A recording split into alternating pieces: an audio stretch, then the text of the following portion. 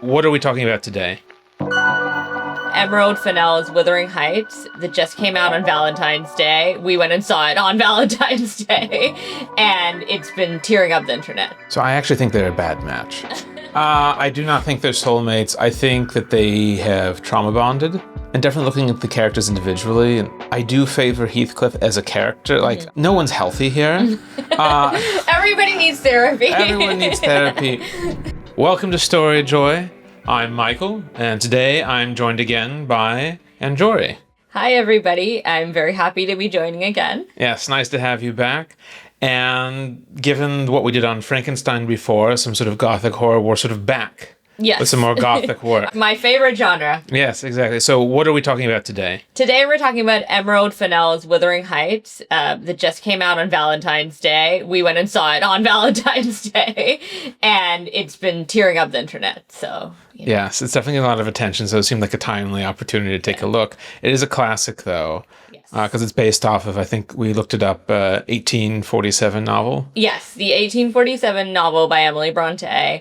I read it in college. Anybody that did an English literature degree probably read it in college.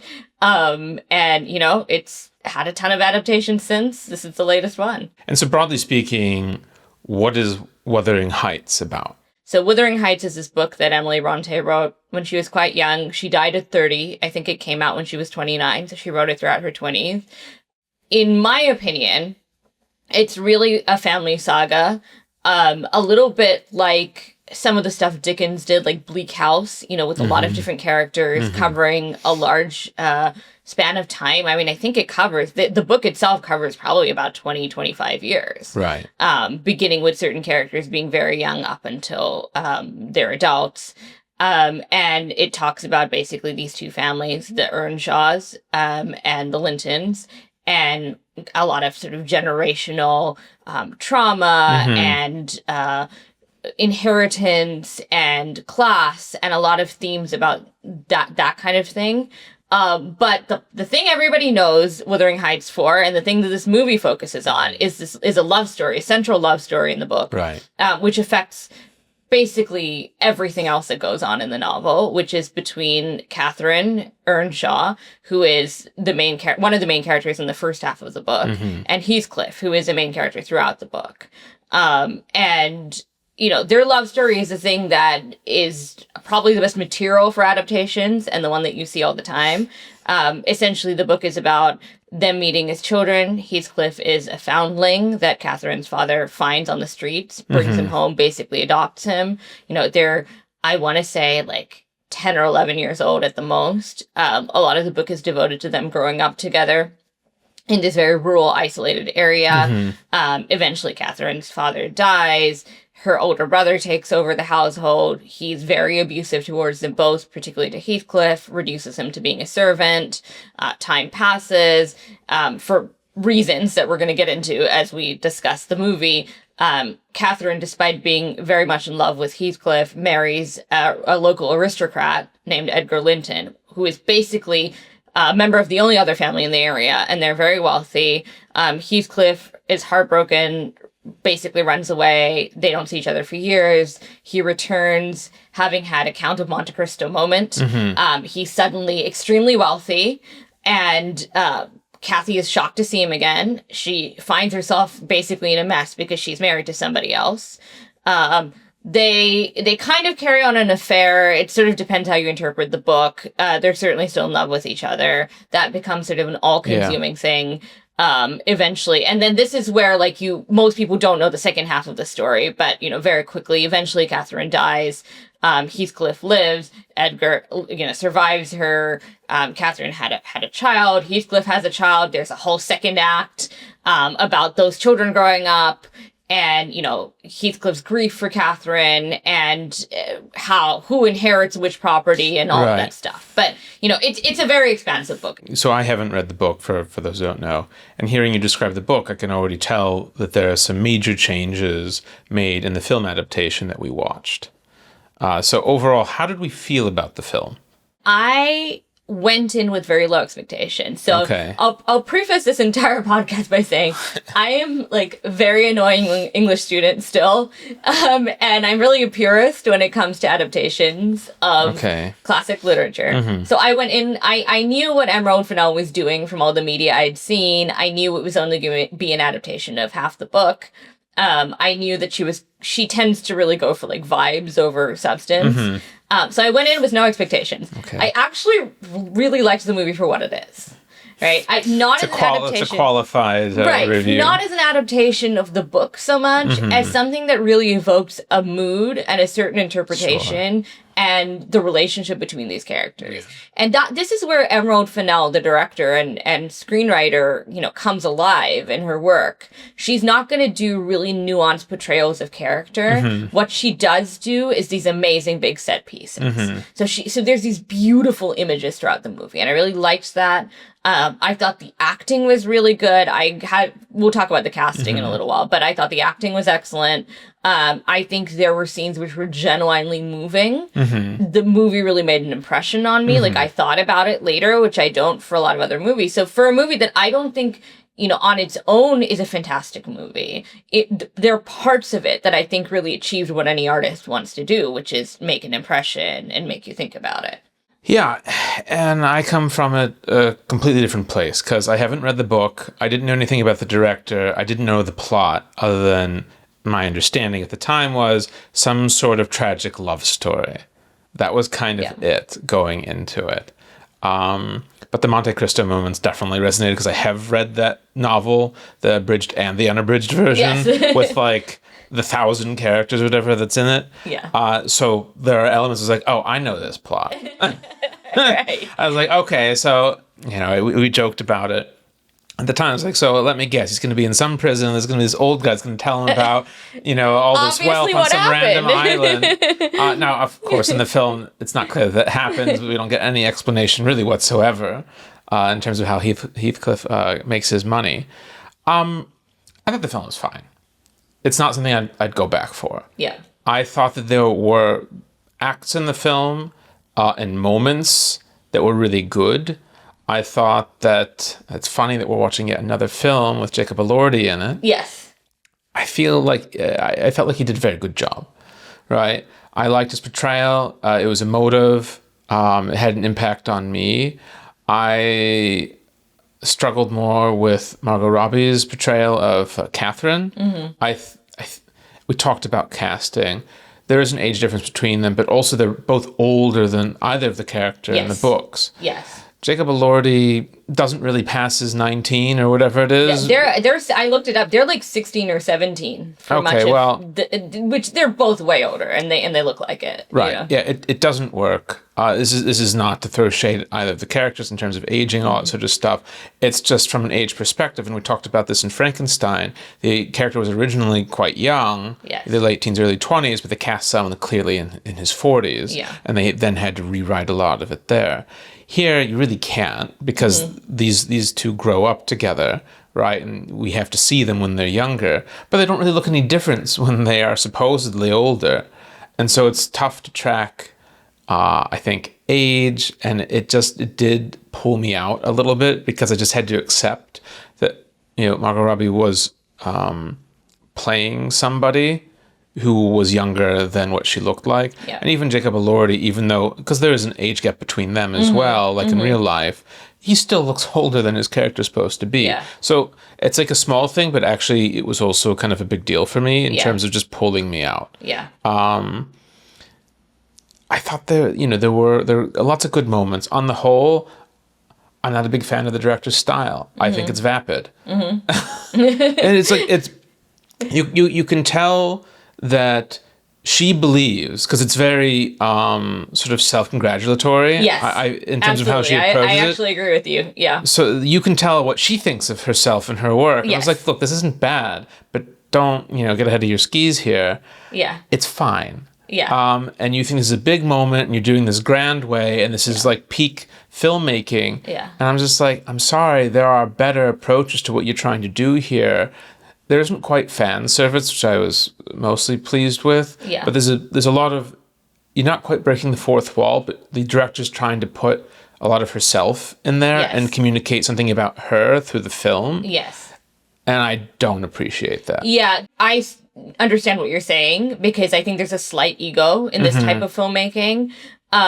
You know, for those of you who've seen Saltburn, you'll know this is what Emerald Fennell does. I haven't seen that, so I don't have that reference point. Right, but she takes these big themes and she does them in a very stylish way. But, you know, like I think I just said, you know, the nuance of character is not her thing. Right? It's big, it's showy. You can even see in the way that Wuthering Heights is being marketed right now. I just drove past Bergdorf Goodman on my way here, and they're selling like clothes with like quotes from the novel. All right. You know? So it's a little bit of an ego fest, and unfortunately it shows in the way she directs. As a period piece, it feels generic. It's difficult to place it, I think, where it's supposed to be. It's vaguely Victorian. Yeah. I think there's just no attempt to try to be period accurate, which I have some respect for. I'm fine with when directors do that. But, you know, it's other adaptations are very period accurate. Anything by the BBC, you know, for example, is going to be very accurate. Here, the costumes are everywhere. You know, the dialogue is everywhere. It's supposed to be, I think, timeless. I think that's what she's going for. Now that, because you explained a lot of some of the changes to me, I think making the father, and we'll talk more about him later, different, I think, and not having the brother involved in at all, right, is cut out, I think, entirely. Those changes, I don't think, made it for a stronger story. It made for a simpler one. Yes. But I don't think it was stronger for it. Yeah. I also don't understand the intro scene. I hated the intro scene. It's totally disconnected. It's just shocking. It's there for shock value. I hated it. It's cheap. It's just there to, like, get attention, to be talked about. It has nothing to do with the rest of the story. I hated it so much. And it's not a short film. It's not the longest out there, but it's a solid 2+ hours for a scene that does zero for the story. Zero to the story. Like, cut that 3 or 4 minutes out and just let us be on with whatever we need to be on with. Yeah. In terms of, I hate to say world building, this is coming from sci-fi and fantasy where you need to do a lot of that. It wasn't a strong showing. Yeah. You knew vaguely, there's 2 places, these 2 manors. They were somewhere in England, wherever. Yeah. Right? And that's kind of it. Yeah. There's no real sense of depth of world here. Yeah. There aren't a ton of additional characters that pull in. Yeah. And again, I don't know how that compares to the novel. Yeah. I obviously think of like a Pride and Prejudice or something, where you watch the A&E adaptation from the 90s and you have a sense of, like, oh, there's all these, you're in a place with depth and breadth and lots of characters, and yes, you've got your main ones you're following and they matter, and that's the ones you're going to talk about for the most part. But this doesn't feel like a fully constructed world. It feels like they just exist on these isolated manors, and like there's just no one. Yeah, I mean, to me, that's a real loss in the adaptation. So in the book, yes, they're very isolated, and that's the point. And they have a very small world and a very small social circle, and that is the point, right? But the world building, in terms of the environment, is phenomenal. I mean, I read this book 15 years ago, and I remember the atmosphere of that level of isolation, the countryside, you know, it's very bleak and very damp, and that weather, and there's nature sort of impinging on everything.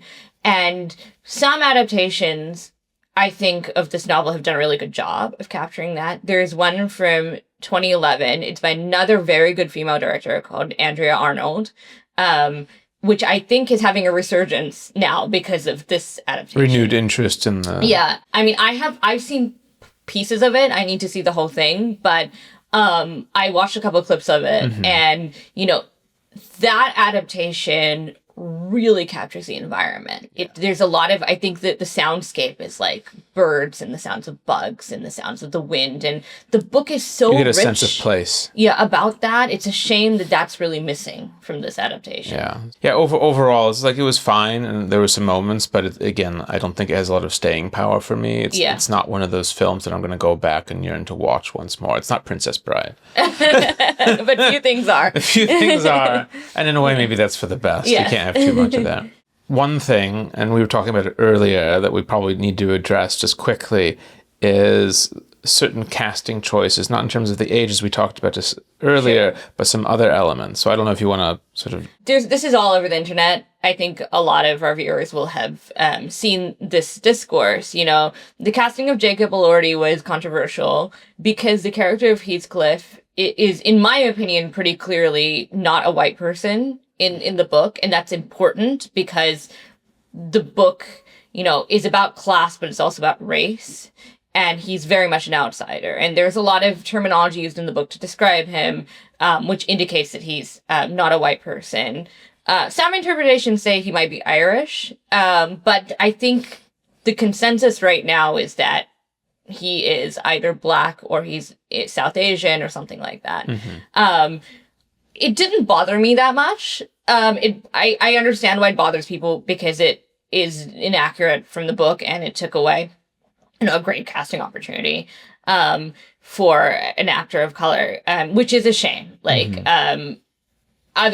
These adaptations need to be better about that. It didn't bother me as much as I thought it would because I thought Jacob Elordi did a fantastic job. But he's not who I would have imagined to cast. The other really short point I'll make is it's funny because there's no discourse really about the really great casting choices actually of Edgar and Nellie, who are both actors of color. Those characters are written as white.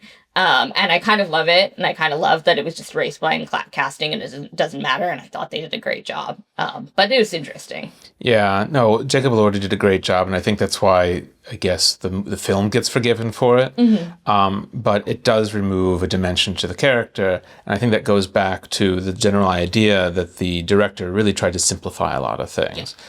But I don't know if there's a simplification sort of for the better. And certainly, understandably, some people are upset by this choice. Yeah, I mean, I would have loved to see, the best fan casting I heard of was Dev Patel, who I would have loved to see him as Heathcliff. He would have been fantastic. But anyway. That would have been fun. For the next adaptation. Yeah, there you go. Yeah, in 20 years' time. So at the core of this film, there's really two people, right? Mm-hmm. There's Cathy and Heathcliff. Mm-hmm.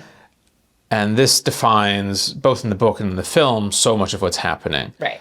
So what do we think of these characters, both individually and also their relationship? Mm-hmm. In particular, and I think a lot of people ask this basically, is this toxic? Is it healthy? Or what's going on here? Why is it going on?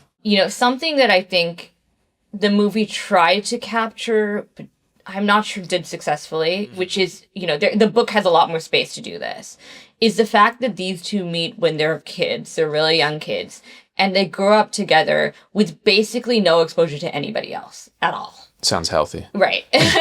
There are no other children their age except for Edgar Linton and his sister, who they meet relatively late in the game. Right. And so they are entirely reliant on each other from early childhood for everything. For every sort of social interaction, every kind of, when they're younger, when they're playing, they're entirely dependent on each other. They grow up in the same abusive household. And so every single life experience either of these have had up until they're older teenagers, they've had it together. And I think people forget that because they think of their love story when they're adults. But the reality is that they are both, I think, bonded because of what they've been through together in a way that they will never be bonded with somebody else. And also, who else is there? Right? Of course, they're obsessed with each other. They don't know anybody else. Neither of them got to go to school. They don't live in a town. So I think that's really important to remember why they seem so codependent and so obsessed with each other.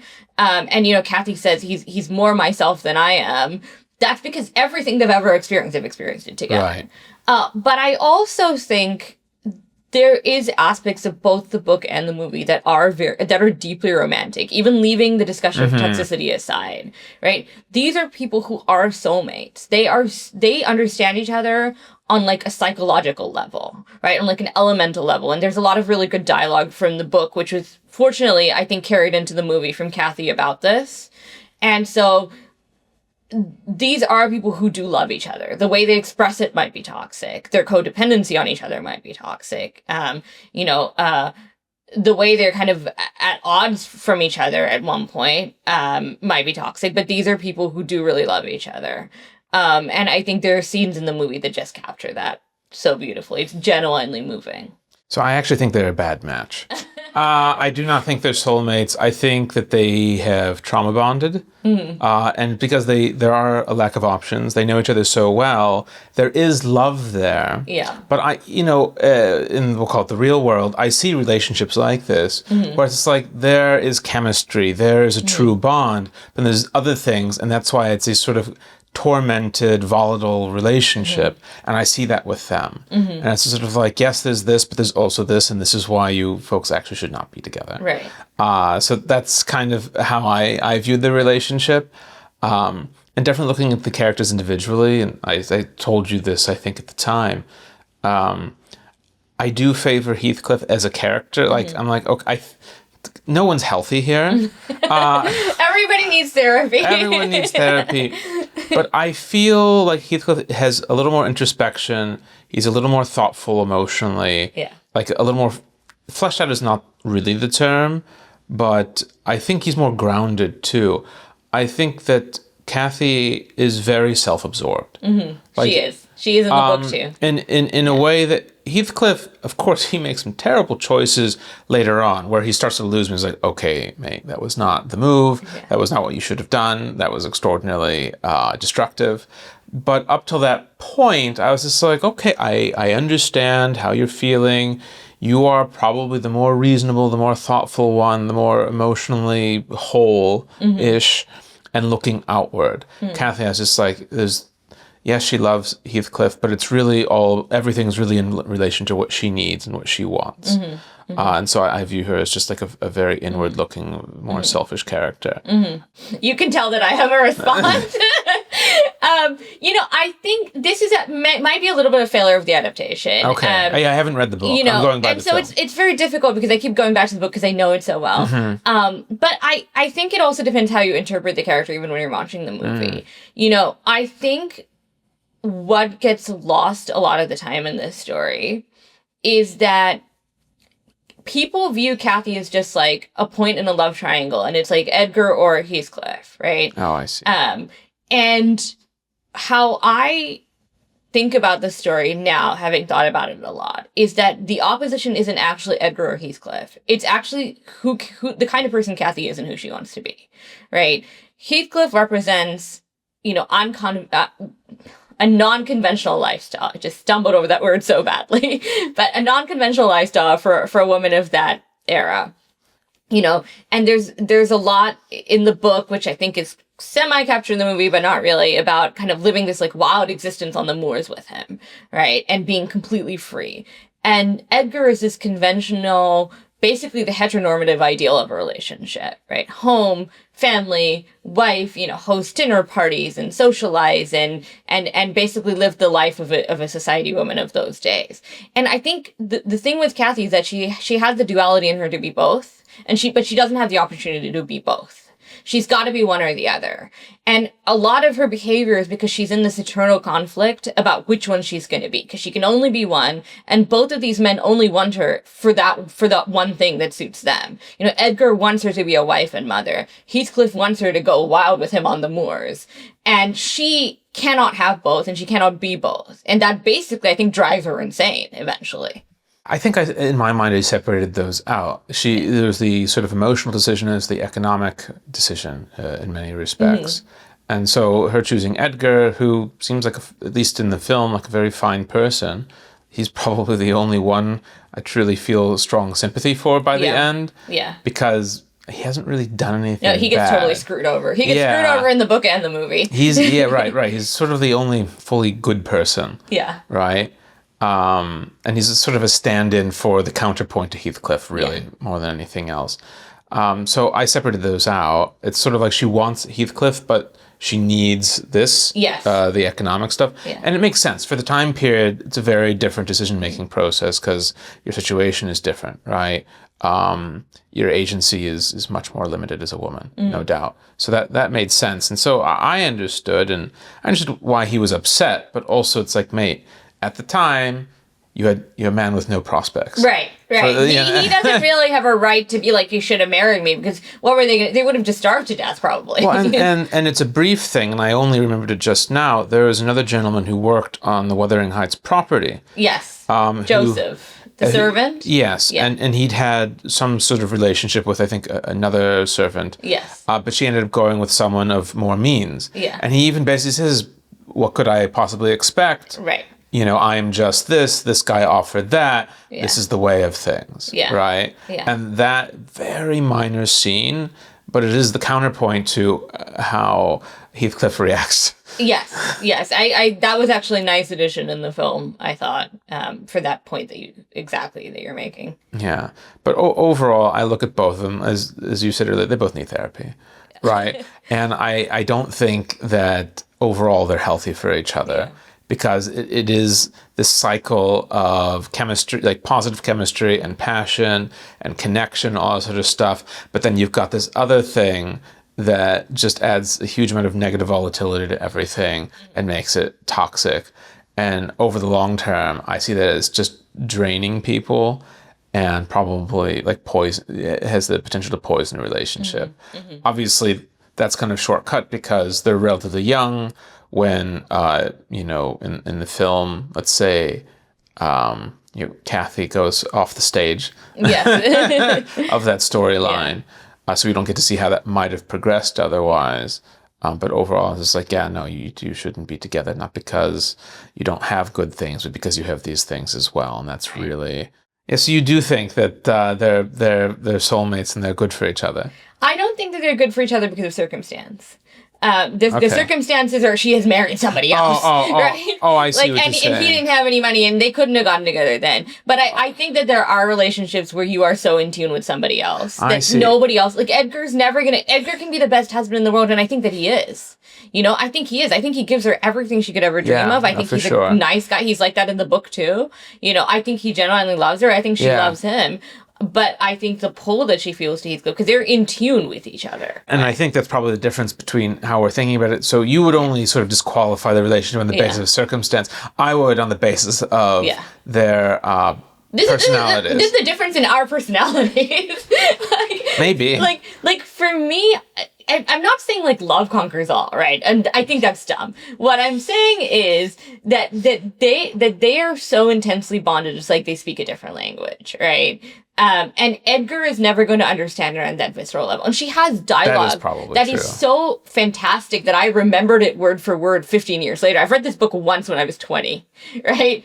And there's dialogue in there, which is actually in the movie, you know, where she says he's more myself than I am. Whatever our souls are made of, his and mine are the same. And it's very like trite now. But what she's saying is we have such a deep understanding of each other that like there's an eternal bond that is never going to be severed. Right? And for me, that's where the tragedy comes in, right? Because they do have all of that, and thus, you know, difference of I guess conclusions on that. Yeah. Well, what I think is a shame that nobody ever talks about is the fact that I think she does love Edgar. I think she loves Edgar in a completely different way. And it's not fleshed out in the movie at all, but my interpretation of the book is this really is a love triangle. She does love him in a completely different way, treats him appallingly because Heathcliff comes back on the scene, right? They probably would have been happy if he hadn't. Okay. All right, so let's dig into another relationship that gets involved towards the end rather hectically between Isabella and Heathcliff. This is weird. It was weird in the book. Okay. It's weird in the movie. It's super weird in the movie. Still don't know what to make of it in either the book or the movie. The straightforward adaptation in the book is that it is just an extremely abusive relationship. Isabella is completely naive, and she's charmed by Heathcliff. And he basically does say to her what he says in the movie, I will never love you, and, you know, I'm just using you. And that turns her on, and she runs away with him and realizes she's made a terrible mistake. And she ends up leaving him and going to London and having a child, and that's how you have the second half of the story. Oh, okay. Although even in the book, there's a lot of ambiguity as to what the dynamic actually is in this relationship. In the movie, they took the interpretation that she's not a domestic violence victim. They sort of have this dynamic between them. There's an extremely strange scene where she's sort of pretending to be a dog. Yeah. And it's a little bit of a wink to the book, which has a lot of scenes which involve dogs, like actual dogs. Oh, okay. And it's the same thing about how Isabella has a small dog, and there's a joke about that. And so this is sort of a nod to the novel. But I did not know what to make of it. It was kind of amusing and kind of funny. I thought the actress was excellent in the way she portrayed that character. She did a good job. I mean, like, that's a wild scene to have to play, seriously. I think it was Nellie who comes over. It's like, oh, you can come home. And she says, Isabella says something to the effect of, I am home. Yeah, and winks. And as an audience, we're left, and maybe this is the purpose of it. It's like, so wait, is she in on this? Like, is this... Because also when the Heathcliff tells her to write another letter, it sounds like this is actually a symbiotic, we can call it that, relationship, or at least a partnership of some variety. It is not completely unequal. So it is a bit unclear, but it is definitely wild. It's so weird, and I'm not able to understand exactly what she was trying to say. I think she needed more time to flesh that out, really. Maybe, I went back and forth on this. The internet is going back and forth on this. Is it a disservice to the novel because Isabella's story is about a domestic violence survivor who leaves her abusive husband? Or is it sort of a reinterpretation of that storyline, which is more empowering to her? For the purposes of the movie, I kind of like the interpretation because I think we do see a lot of portrayals of terribly abusive relationships, and this subverts it a little bit. But I don't know what to make of it. Write in the comments what you think about it. Right. And if it isn't subverting, then it makes Heathcliff just really a monster. Yeah, I think Emerald Fennell wanted him to stay a romantic hero because in the book he becomes a monster. Absolutely becomes a monster. By the end of it, he is the key villain. Okay. Got it. And she softens his character a lot, which is why you like him more in the movie. Like is a strong word, but yeah. Tolerate him. Cathy, she keeps pretty much like what Cathy is. Cathy is self-absorbed, and she is volatile, and she is flighty, and, all of these things. Heathcliff is refashioned into a more of a romantic hero than he actually is in the book. Got it. We mentioned Nellie, and this is probably the character I think we both, sort of a secondary character we want to talk about the most. Yeah. Right, both because the casting choice was interesting. I feel like I've seen the actress elsewhere, but I can't put my name in. But she's East Asian, I assume, so that was cool. You had some diversity in there in general, but as a character herself, she ends up being quite pivotal. Yeah, I mean, I loved the casting. I thought the actress was fantastic. Nellie is the character that I actually remember the least clearly from the book. I need to revisit it. She is essentially a narrator for a lot of the book. She actually tells someone else, a character that isn't in the movie, the story about Cathy and Heathcliff. Okay. And so she is the servant that has grown up with them. She's basically, actually, other than Edgar and Isabella, the only other child that grows up with them, which they forget because she's a servant. And so she knows them very, very well. She knows all of the characters very well. And she tells the story. And it's always a little unclear how involved she actually is in the events that she's narrating. I can't remember the extent in the book to which she knew that Heathcliff was listening to Cathy saying that she couldn't marry him. But in the movie, I actually loved that storyline. I thought it created such good tension, such good drama between the characters, that she was momentarily angry at Cathy because Cathy said something very mean to her. And she sees Heathcliff outside. She doesn't tell Cathy. And so Cathy says, I'm not going to marry. It would degrade me to marry him. And she sees Heathcliff leave. And all of these events unfold because of that. And I loved that. I thought that was great. So you see her as sort of letting that happen to get back at Cathy. Yes. And that's interesting because I saw it completely differently. Right. I took it as her, yes, obviously she's hurt by Cathy, and not for the first or the last time. Yeah. That she's, Cathy says something thoughtless and cruel. But I actually viewed it as her doing Cathy a favor. I think that's how it is in the book. To make the right decision, right? Or I should say the practical decision, right? Edgar is wealthy, he's established, he's got everything, and he's interested in Cathy. Like, tick, tick, tick, tick, right? Just sign the paperwork, basically, right? Yeah. Do it. Heathcliff at the time, nothing, just nothing, right? And Wuthering Heights itself, under the father's management, was falling into financial and physical decline. And so this was, the great escape. And I guess potentially for Nellie as well, if she were to join. So for me, I thought it was a practical decision. It's like, oh, great, this is ideal. I'm going to make sure he hears this, so that either he goes away or he does something. Yeah. Right? And so she was not, because even leading up to that, she was not discouraging Cathy from taking Edgar's proposal. Yeah. Yeah, I mean, Nellie, I think, is the voice of reason. She is the self-insert in the book. She's a character that you're like, okay, I would also say this. It's a real person. Yeah, she's the voice of reason, and she is in the movie, too. She's like, basically, like, we're not going to put up with all this drama from you, Cathy, because Cathy's throwing these tantrums all the time, right? Yeah. And then, until it's not, and she's actually really sick, but who would know? Because she's always throwing tantrums, right? And she's the one, I think, who does encourage Cathy to make the practical choice and the realistic, frankly, the only realistic choice she has. So I see Nellie as a very sympathetic figure, because when we start off, she is Cathy's playmate and really only friend, right? Similar age and all that. And as soon as Heathcliff is on the stage, she gets abandoned. Yeah. And she's just a servant, and she's reminded of that, and it sucks, right? And she doesn't really get friendship. She doesn't get treated well by the other servants, potentially because of what she had before. Yeah. And she sort of grows up with these people being very much a second-class member of that household, and feeling that, and regularly being degraded because Cathy can be extraordinarily cruel in her moments of peak. And the fact that she isn't more bitter or meaner is a testament probably to fundamental character. Yeah. And that if she had grown up in a different set of circumstances or environment with different people, she probably could have been a very nice person. Yeah.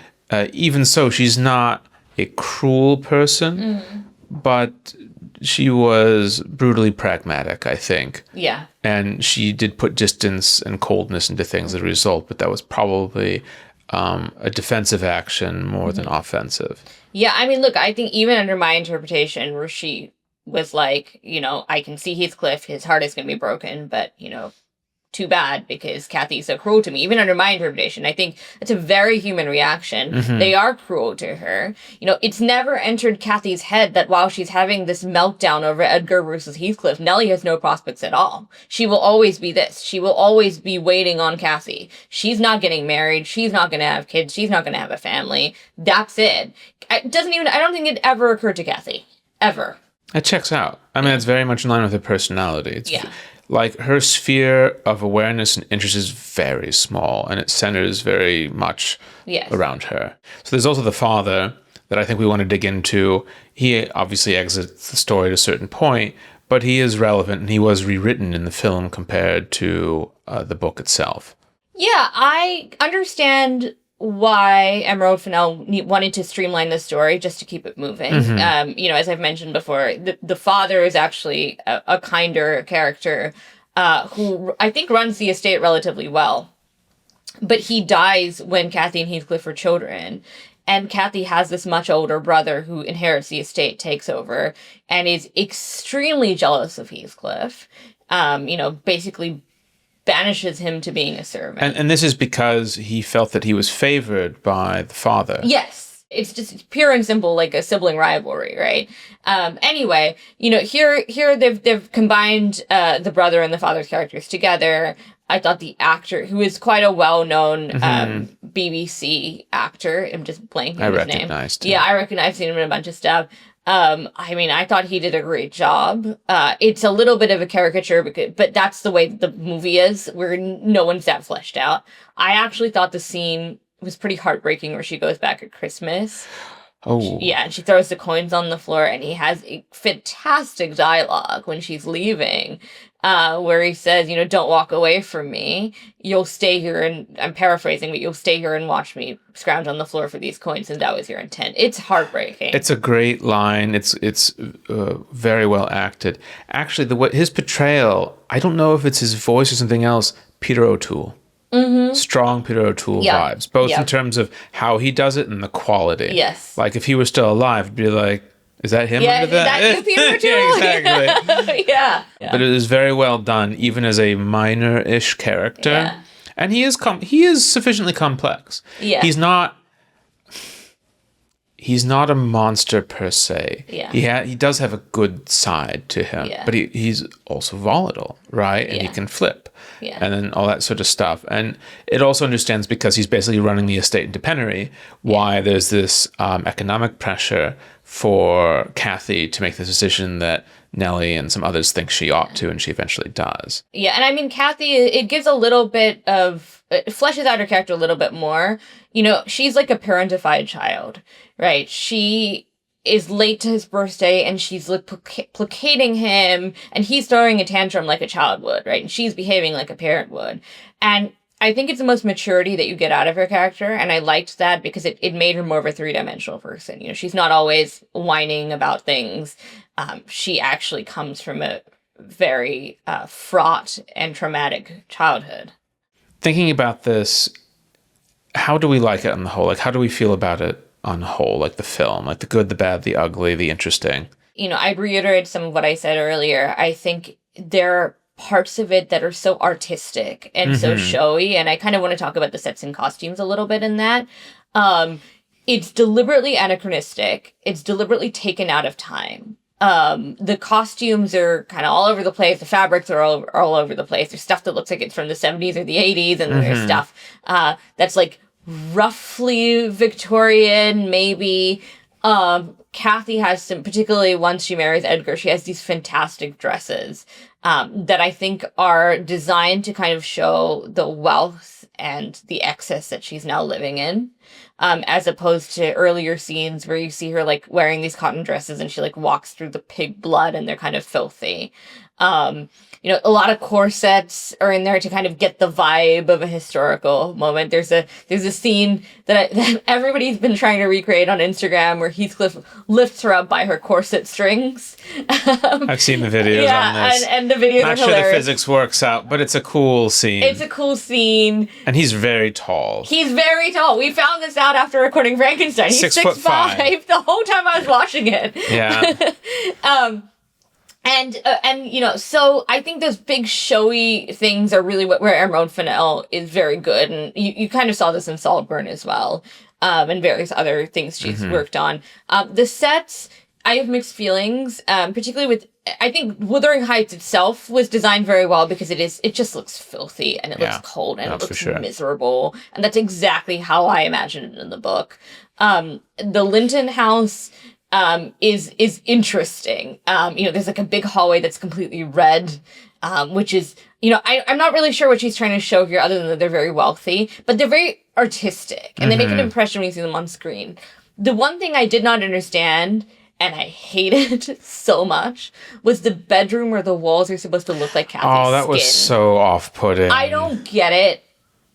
It's also giving me weird. Buffalo Bill vibes. It was just odd. I do not understand what the point Who of thinks that that's was. romantic? I mean, I think they're trying to show, like, Edgar is so mismatched in his romance of Cathy from what she actually wants. But I view Edgar as, like, showering her with gifts and thinking that that's what she wants, you know, without connecting with her on a deeper level. But I don't understand the skid room, so I hated it. Yeah, I think they could have made it like this velvet or like too much and she just didn't care, like and that a would have been lot sufficient. of lace, and I think that would have been more effective. Right, but the skin colored room or the skin room, I mean, it's like there's so many things that there's an issue with. It's so weird. I mean, the last comment I will make is if you have any interest in this story, I would recommend either reading the book or checking out some of the other adaptations. One thing that is very amusing to me is that people who haven't read the book watch the movie and they're like, this movie is so weird. Like, what is happening? And I'm like, no, when you read the book, you basically put it down and you're like, what is going on? Because there are bits in the book that are weirder than anything that's in this movie. I mean, Cathy comes back as a literal ghost and punches a hole through a window, right? Her body is exhumed a couple of times. Like, there's a lot of, like, real gothic horror, strange stuff that happens in the book. Right. People are giving Emerald Fennell too much credit when they're like, oh, she's so weird. The book is weird. Like, Emily Brontë was weird. And it was kind of a shame that some of those scenes that would have been very cinematic were left out of the movie. And I wish we had seen Cathy's ghost. I wish we had seen, there was a confrontation between Edgar and Heathcliff. because it almost feels like he just sort of takes it, and that's not necessarily the case. And he takes it and takes it and takes it in the book, and then there's a very powerful, very dramatic confrontation scene where which ends in a physical fight. Such a shame it's not in the movie. It would have been a really good climax to that relationship. Yeah, I think it's a loss from a storytelling perspective. Yeah. So anyway, long story short, I think the movie has artistic merit. I think the acting is very good. I think there are parts of it I really like. As a whole, I'm not sure it works for me, and it doesn't work as an adaptation. Yeah, as a whole, like I said, I'm not keen to watch it again, like at least no time soon. I thought that Jacob Elordi did a great job with the character that he was given and the way he was, given Margot Robbie. I thought she did a decent job. It's just the age gap pulled me out of that a lot. Yeah, me but too. I thought she did okay. Yeah. I thought the gentleman who played Edgar did a solid job. Isabella as well, Nellie, and the father. Mm-hmm. So a lot of very strong acting amidst an otherwise mediocre adaptation. Yeah. I was thinking about this as you were talking, because I love Wes Anderson, and Wes Anderson, obviously completely different, but what he's telling you with everything is we're doing art. You're brought into that. Yes. It's not trying to pull you into an immersive world. It's trying to show you, look, this is cute. We're having fun together. Yeah. But it lacks egoism. And this film doesn't. This is full of ego. Yeah. Full of how she feels about herself and her art and all that sort of thing. And I think that pulls me out as well, and just not something I cared for. Yeah, she has said in interviews that this is like basically the vibes she got when she read the book at 14. And I was like, yeah, I can see that. It's simplified this very complex novel into a love story. And it's the adaptation, so far as it is an adaptation, is poorer for that. Yeah, no, absolutely. Well, thank you so much for going through this. There's a lot to dive into here, but I think we did a solid job of being able to just kind of get the idea of some of the characters and what potentially makes this film and this story so compelling, or at least have so much longevity so many years later. Yeah, for sure. We had a great time watching and discussing this movie. Yes. I'm sure there's a lot of other things that you guys are thinking of. Put it in the comments. Absolutely, yeah. And if you haven't read the book or watched the film, do so. Let us know what you think.